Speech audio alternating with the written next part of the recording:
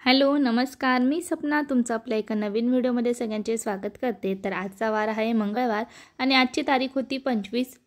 तर आज आम्ही बनवत होतो कुरडया आणि सकाळचं वातावरण तुम्ही बघू शकाल किती छान असे होतं, एकदम शांत आणि उजळलेलं सुद्धा नव्हतं। हे बघा रात्रीच हे पितळी पातेलं आहे आणि हा घोट्या मी आणून ठेवला होता कुरडे टाकण्यासाठी। हे कलतान आम्ही खाटवर पण टाकणार आहोत आणि याच्यावर पण थोडंसं तेल लागेल, मीठ, आपला सोऱ्या किंवा असं बारीक चाळणे, वाटलंच तर फूड कलर टाकणार, म्हणजे कुरडईचा चीक थोडासा काळपट वाटला तर फूड कलर टाकणार। तर पाणी आणायचं बाकी, पाणी घेऊन येईल मी। आणि आईने ना या ठिकाणी चीक मोडून ठेवलाय। हे बघा चीक एकदम पांढरा शुभ्र चीक आहे बघा, आता मोडून ठेवला आहे त्यामुळे ना तो बसलेला नाही व्यवस्थित। आणि ह्या ठिकाणी एक हे थोडंसं वरचं आहे आणि हे आपण म्हणतो ना खालचा थर जो असतो ना तो हा आहे आणि त्याचा वरचा हा आहे। मग आम्ही हा वेगळा करणार आणि हा वेगळा करणार। हा जर थोडासा काळपट वाटला ना तर याच्यात कलर ॲड करणार, नाहीतर मग काही गरज नाही। आणि इथं चूल आहे, म्हणजे आम्ही हे टेरेसवर असंच वाळवणीचे साहित्य बनवण्यासाठी चूल बनवून ठेवली आणि लाकडंसुद्धा आणली होती शेतातून, सुकलेले लाकूड आहेत। आता मी चूल पेटवून देते, पाणी वगैरे आणावं लागेल। तर थोडी थोडी रहदारी सुरू झाली, अजून तर नाही।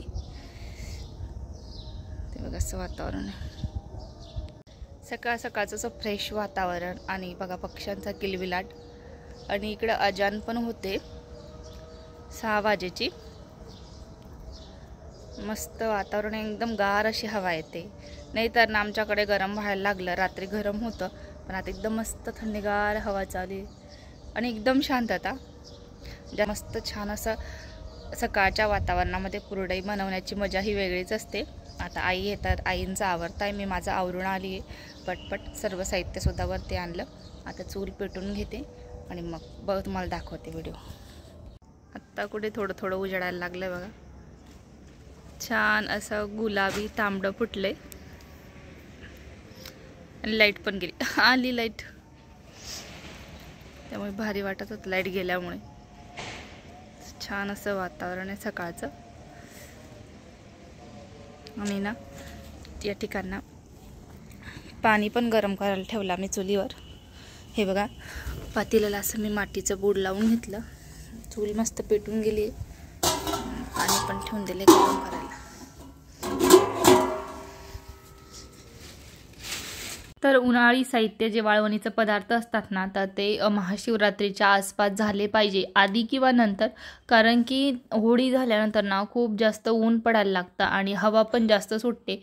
त्यामुळे मग आपण जेवढे पदार्थ बनवतो त्याच्यावर धूळ कचरा बसतो आणि कारण की ओले ओलेच असतात, पापडसुद्धा ओले, कुरडई, चकल्या, वेफर सगळं ओलं असतं आणि त्याच्यावर हवा जर आली ना तर सर्व धूळ ही बसून जाते। म्हणून होळीच्या आधीच बनवलेलं बरं पडतं। आणि कुरडई बनवताना ना शक्यतो थंडी असायला हवी, थंडी राहिली तरच कुरडई करण्यात मजा आहे, नाहीतर मग नंतर ना कुरडई ही लाल पडून जाते, ताम पडते, उष्णतेचे प्रमाण वाढते असते। म्हणून जे आपण गहू कुरडईसाठी भिजत घालतो, ओलून ठेवतो ना, तर त्याची प्रोसेस लवकर होते आणि लवकर ते चीक त्याचा बाहेर येतो आणि वाससुद्धा मारतात। त्यामुळे शक्यतो लवकरच कुरडई करायची, वड्या आणि कुरडई हे लवकर केले पाहिजे। नागलीचे पापड आपण उशिरा करू शकतो। तर ह्या ठिकाणी बघा चूल वगैरे पेटवून घेतली, मस्त पाणीसुद्धा कडक तापवून घेतलं, मीठ टाकलं आणि पाण्यात छान अशी उकळी फुटल्यानंतर याच्यात चीक टाकून दिला। आता आम्ही ना मी जेवढं पाणी ठेवलं होतं ना त्यापैकी अर्धं पाणी काढून घेतलं आणि जेवढा चीक होता ना, जेवढी पातेलीभर चीक होता आणि तेवढंच पाणी मी गरम राहू दिलं गरम केलेलं आणि त्याच्यात मग मी चीक टाकला। आता शक्यता असली तर पाणी टाकायचं, नाहीतर मग काही गरज नाही, पण आम्हाला लागलं होतं मी वरून तांब्याभर पाणी टाकलं होतं याच्यामध्ये. आता मिस्टर आणि सासूबाई हे दोघी घेरताय. मला तर नाही जमत, कारण की याला खूप ताकद लागते. घेरायचं राहिलं ना तर ताकद सोबत अनुभवसुद्धा लागतो, तोच आपल्याला नाही आहे. मी फक्त सोऱ्या भरून द्यायचं किंवा कुरडई पाडायचं काम करते आणि हे चूल वगैरे पेटवायचं, साहित्य वगैरे आणायचं हे करते. बाकी मग मिस्टर आणि सासूबाई असतात, तेच बघतात. आणि मी पापडांचं ना, मला साहित्य म्हणजे पापडांमध्ये किती पापड खार, ओवा, जिरं, मीठ सगळं टाकते मी. ते अंदाण ठेवू शकते, पण मग कुरडईचं कसं काम थोडं वेगळं असतं याच्यात, कारण की जो आपला चीक जो बांधायचा जो प्रोसेस असते ना चीक बनायची, तर तेव्हा तो चाटू व्यवस्थित मारायला हवा. नाहीतर मग नाही व्यवस्थित मारला गेला ना, आपला हात जर ढिल्ला पडला तर त्याच्यात गाठी तयार होतात आणि गाठी इतक्या जबरदस्त तयार होतात तर त्या सोऱ्यातून सुद्धा निघत नाही किंवा पुरण यंत्रातून निघत नाही. तुम्ही किती चोळा किती घासा तरीसुद्धा ती गाठ एकदम पक्की बसते. तर ह्या ठिकाणी आमचा चीक घेरला गेला होता आणि मी भरून देत होती, आई कुरडई पाडत होत्या. तर आमच्याकडे अशाच सोऱ्या वापरला जातो. काही ठिकाणी कुरडई पाडायचं मशीनसुद्धा येतं, त्याच्याने पाडतात, पण आम्ही एक सोऱ्यामध्ये 2 कुरडई पाडतो. आणि कुरडई तर एकदम छान बनल्या होत्या, अजिबात म्हणजे बोलायचं कामच नव्हतं, कारण की कलरसुद्धा एकदम अप्रतिम आला होता, व्हाईट. आणि टाकायला सुद्धा एकदम सोप्या जात होत्या. चीक आम्ही जास्त पातळही नाही जास्त घट्टही नाही ठेवला होता. जास्त घट्ट जर चीक राहिला ना तर कुरडई एवढी छान फुलत नाही. पातळ जर राहिला ना चीक तर कुरडई छान फुलते. तर एक आंधण झालं होतं. आता दुसरा घाटसुद्धा घेरून गेला होता आणि हा थोडा काळपट आला होता, कारण की हा मी तुम्हाला बोलली होती ना की जे वरचं काढून ठेवलं होतं त्याचा हे अंदाण होतं. आता याच्यापैकी अर्ध्या पांढरा टाकून अर्ध्या कलरवाला टाकून द्यायच्या.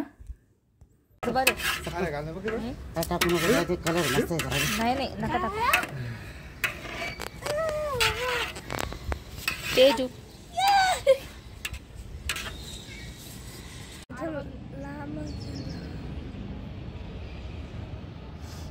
जा लांब, मागे जा ना, लांबून घे ना.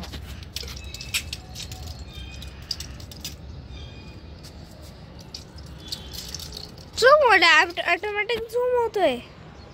तर या ठिकाणी ना आपल्या कुरडई बनून तयार झाल्या आणि आईने याचे वडेसुद्धा तोडले. जे पातेल्याला पीठ लटकलं होतं ना त्याचे असे वडे तोडून दिले आणि वडे ना हे सुकल्यावर खूप भारी लागतात, अर्धवट सुकल्यावर. आणि या ठिकाणी तुम्ही बघू शकाल व्हाईट आपली कुरडई खूप भारी आली, हिला तर सांगायचं कामच नाही. तर वाळल्यानंतर तुम्हाला मी तळूनसुद्धा दाखवेल की ते आपली पांढरी शुभ्र कुरडई बनून तयार आहे. पुन्हा आपण भेटू अशाच छानशा व्हिडिओसोबत. तोपर्यंत बाय बाय.